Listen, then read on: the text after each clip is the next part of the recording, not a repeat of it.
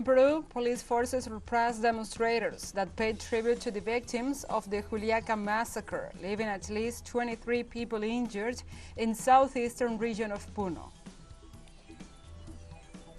Syria and Turkey continue to receive international solidarity to address the emergency after Monday's devastating earthquake, while the death toll now surpassed 22,000. In the United States, Republicans introduced a resolution seeking to halt U.S. aid to Ukraine, citing the toll on the country's economy and armament arsenal.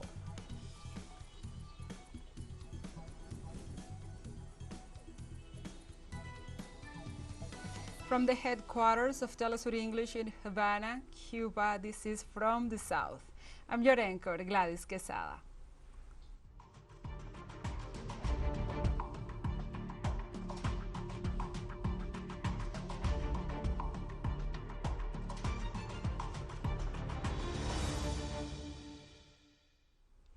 And now we begin with the news. On Thursday in Peru, police forces repressed demonstrators that paid tribute to the victims of the Juliaca massacre, leaving at least 23 people injured in southeastern region of Puno. According to information confirmed by the representative of the Ombudsman's office, Nibardo Enriquez, among the wounded is an 11-year-old girl who was shot in the leg. Although most of the repression took place around the Inca Manco Capac airport, the entire demonstration was besieged by the police. The wounded are hospitalized in several health centers. A month ago, on January the 9th, Peruvian security forces brutally repressed an anti-government protest in Juliaca, a city in southern Peru's Puno region, killing at least 17 protesters and leaving at least 68 others severely injured. Among the dead were 2 teenagers.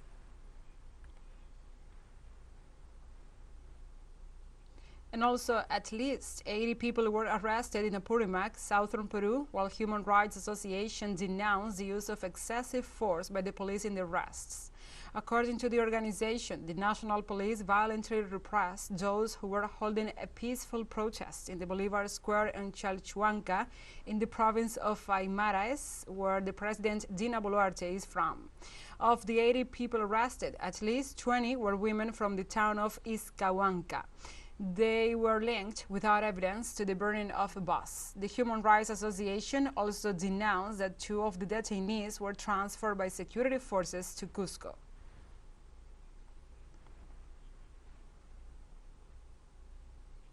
In the Dominican Republic, health sector workers began a general strike to demand changes in the social security system of Luis Abinader's government. The president of the Dominican Medical Association, the CMD, Senen Cava, said the strike is a response to the National Social Security Council's refusal against expanding the catalog of the basic service plan, the replacement of codes by the number of school fees, and the unification of fees. Cava also indicated doctors will continue on strike until next Friday, so their demands are heard. Finally, Cava assured that the solution to the conflict is in the hands of President Luis Abinader in his role as health guarantor of the Dominican people.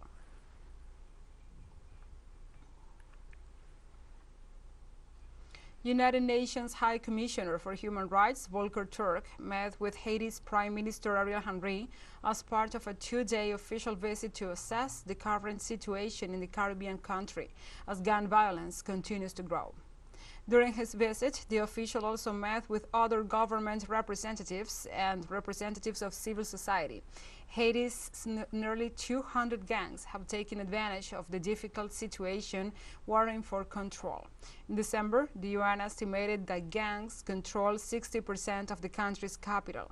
The Caribbean country has been plagued by political turmoil following the assassination of President Jovenel Moïse in 2021, but had also suffered waves of devastating earthquakes, hurricanes, and cholera outbreaks.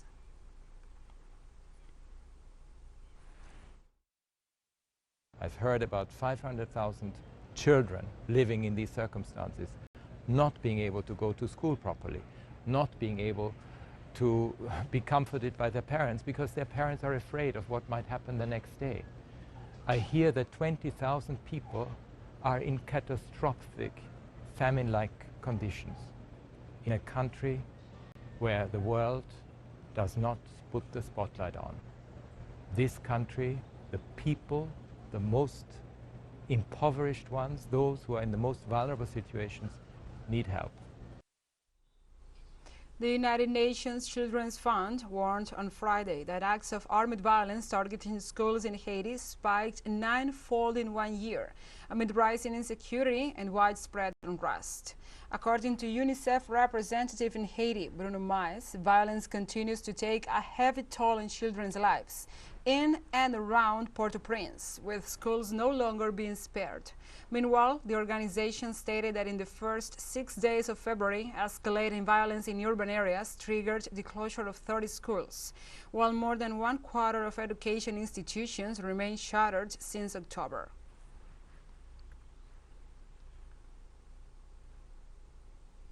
Let's take a short break, but first, remember you can follow us on our TikTok account at TeleSUR English, in which you will be able to see news in different formats, news updates and more.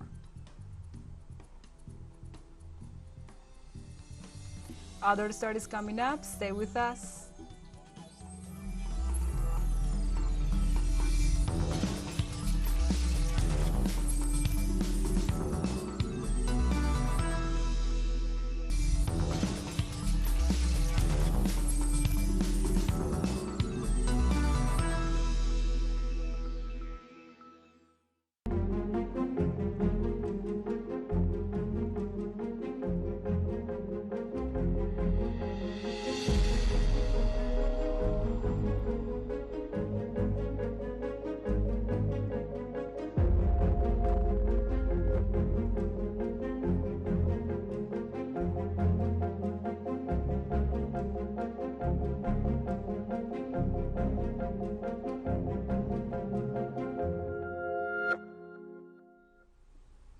Welcome back to From the South.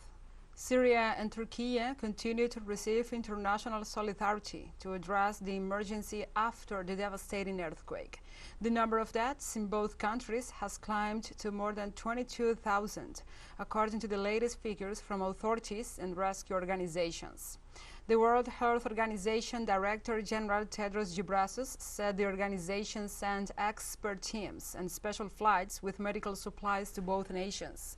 Meanwhile, rescue teams continue to search for thousands of people suspected of being trapped in the rubble, but optimism is fading away over freezing temperatures and the 72-hour deadline that is considered crucial to save lives. According to Syrian state media, more than 200,000 people have been forced to leave their homes due to this week's deadly earthquake, while close to 70,000 people have been reported injured in both countries hit by the quake.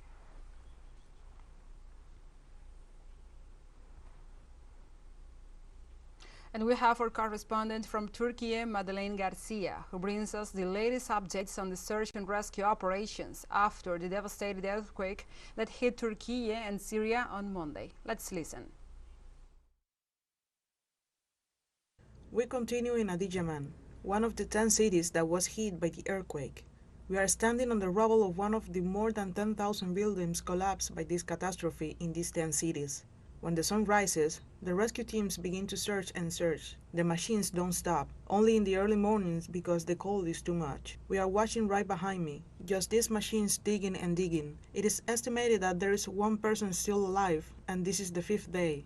At a certain moment, they stop all the operations. They start asking, is there anyone there? They hear it in the distance, but they don't know exactly where. They keep digging while the machines keep doing their work. It is an incredible effort. There are volunteers from many countries of the world. There are volunteers from Poland, India, Mexico, Venezuela, Bulgaria. There is solidarity. Hands continue to work together to try to pull out possible survivors when the days and hours are getting shorter to find survivors on the 5th day since the catastrophe. Syria's President Bashar al-Assad on Friday visited the northern province of Aleppo, one of the 4 governorates most affected by the earthquake that struck this Arab nation on Monday. He also took notice of the rescue efforts in the Al-Mashareka neighborhood in the city of Aleppo, where national and foreign teams are working to remove the rubble, rescue possible survivors, and remove the bodies of the victims. In statements to journalists, the ruler said that the state will allocate all its available capacities to rebuild what was destroyed by the earthquake and to help those affected. The Syrian government declared on Friday the provinces of Aleppo, Latakia, Idlib, and Hama as disaster areas, while the death toll from this natural phenomenon has already reached increase to 3,375.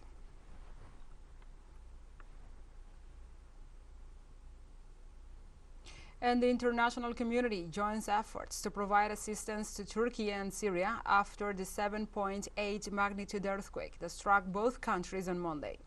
According to Turkish and Syrian authorities, representatives of several nations, organizations, and social groups arrived in the affected areas with tons of supplies. Hundreds of rescuers and volunteers from several countries are collaborating in the search and rescue efforts. Among the states that have already provided assistance are Russia and Venezuela. The United Nations approved a first aid of $25 million for Ankara and Damascus, while calling on the international community to continue with the cooperation.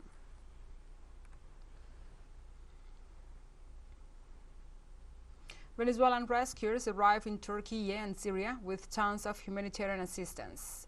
The government of Venezuela sent food, medicines, and a group of 50 rescuers, technicians, and search and rescue specialists in order to support the humanitarian work in the affected areas in both countries.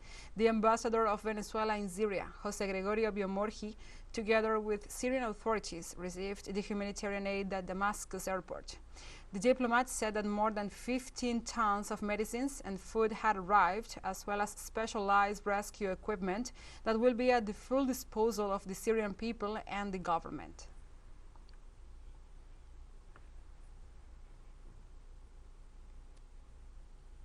And the first United Nations aid convoy for earthquake victims arrived on Friday at Bab al-Hawa border crossing in northwestern Syria.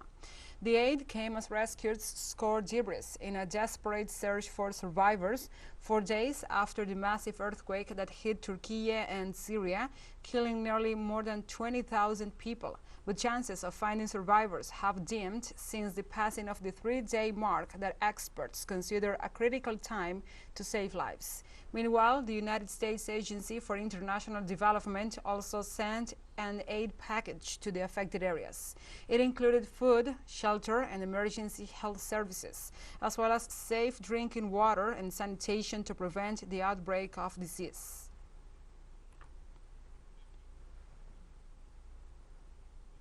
And on Friday, the U.S. Treasury's Office of Foreign Assets Control issued a license which authorizes for 180 days all transactions to Syria related to earthquake relief. The Treasury Department stressed in a release that U.S. sanctions in Syria will not stand in the way of life-saving efforts for the Syrian people. Earlier this week, southeastern Turkey was hit by strong earthquakes that killed more than 21,000 people and injured tens of thousands more. The latest development comes after the U.S. was widely criticized for not earlier lifting sanctions in the immediate wake of devastating earthquakes that killed thousands across Syria and nearby Turkey. Earlier on Thursday, UN Secretary General Antonio Guterres said no sanctions should interfere with relief efforts in Syria as the country is dealing with the fallout of the devastating quake.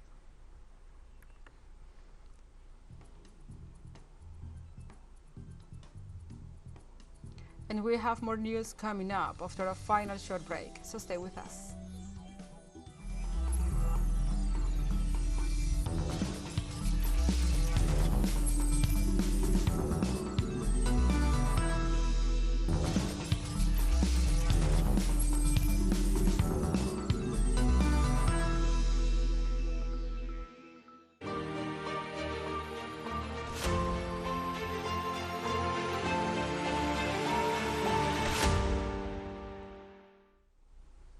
Welcome back to From the South.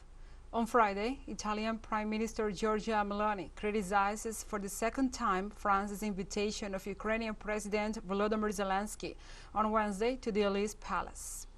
Italian Prime Minister Giorgia Meloni insisted that the meeting of French President Emmanuel Macron and German Chancellor Olaf Scholz with Ukrainian President Volodymyr Zelensky a day before the summit of European Union leaders was a political blunder because, according to her, it could weaken the message of European unity being sought by the Western Bloc. Meloni acknowledged that this is not easy to manage the Ukraine issue with public opinion, because what they do to support Ukraine may not be the best in terms of consensus, the Italian leader said.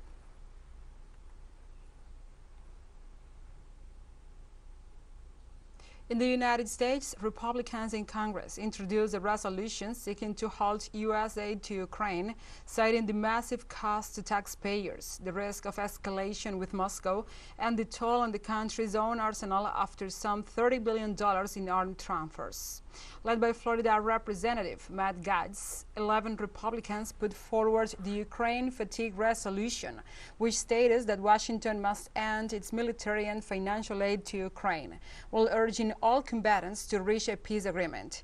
In a press release announcing the resolution, Gaetz said the U.S. is in a period of managed decline, and that problems will only get worse if the government continues to hemorrhage taxpayer dollars in a foreign conflict.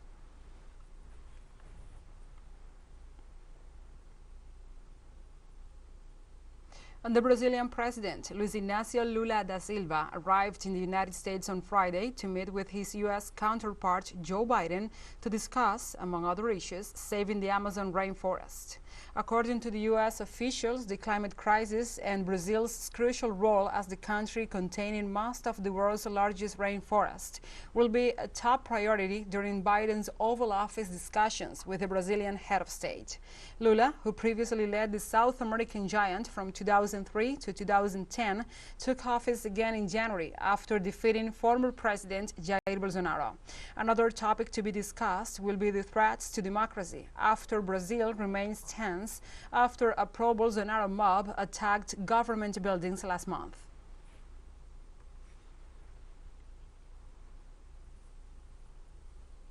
Chinese Ministry of Foreign Affairs spokesperson Mao Ning said on Friday that the United States should make a responsible explanation on the Nord Stream explosions to the world if the report of the U.S. investigative reporter Seymour Hersh is true. We have noted the reports. The Nord Stream's gas pipelines are vital transnational infrastructure. The explosions have had a serious impact on the global energy market and ecological environment. If Hersh is telling the truth, what he revealed is clearly unacceptable and must be answered for. The U.S. owes the world a responsible explanation. In Spain, controversy is growing over the construction of new trains as it became known that the new railroad cars destined for two regions in the north of the country were too big to pass through the tunnels in the area. The autonomous communities of Cantabria and Asturias are suffering a 3-year delay in the commissioning of 31 new suburban trains due to a confusion between the railway operators and the manufacturer about the maximum height and width dimensions of the trains. The design machines do not fit in the tunnels. The authorities of Cantabria stress that the railway situation is dire. Meanwhile, the scandal has reached the European Union as the European Investment Bank intends to review the €150 million loan granted to the railway operator Renfe for the purchase of the trains, as well as to investigate whether the delay is justified.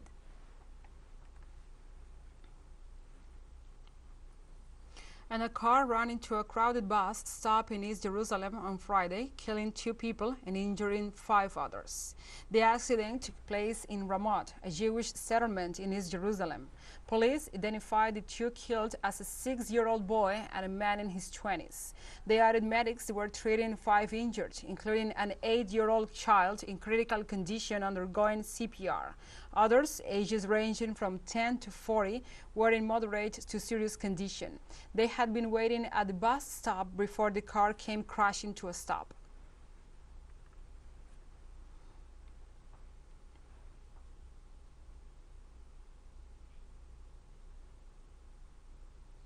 In an interview on Friday, President of Sierra Leone, Julius Maada Bio, who is running for re-election this year, said his government has put education as a priority, allocating 22% of the budget towards it. and conditions of service for teachers.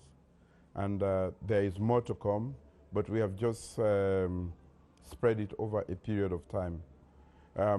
The teachers are much better today. We have increased the number of teachers, and we can only do as much as our budget can permit us to do. Education is not the only thing in the world. In governance, we have tourism, we have governance, we have a lot of other issues, health and so on and so forth. But we think that it pays off more if we can actually take agriculture too along, because after all, nobody will take education seriously. And we have come to the end of this news brief. But remember, you can find these and many other stories on our website at telesurenglish.net. And also, if you feel so inclined, please join us on social media for all the latest news. We are on Facebook, Twitter, Instagram, Telegram, and TikTok. For TeleSUR English, I'm Gladys Quesada. Thank you for watching.